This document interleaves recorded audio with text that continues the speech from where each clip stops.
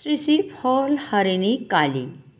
জ্যৈষ্ঠ মাসের অমাবস্যা তিথিতে ফলহারিণী কালী পুজো হয়। মা শরণাগত ভক্ত ও সাধকদের শুভাশুভ কর্মফল হরণ করে মুক্তি দান করেন।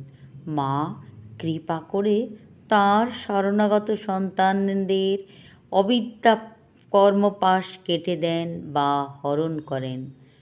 তাই নাম হয়েছে ফলহারিণী কালী পুজো।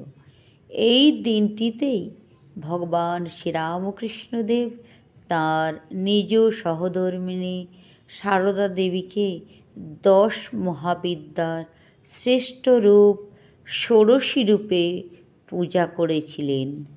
পূজা শেষে তাঁর সাধনার সমস্ত ফল, জপের মালা প্রভৃতি তাঁর চরণে অর্পণ করেছিলেন।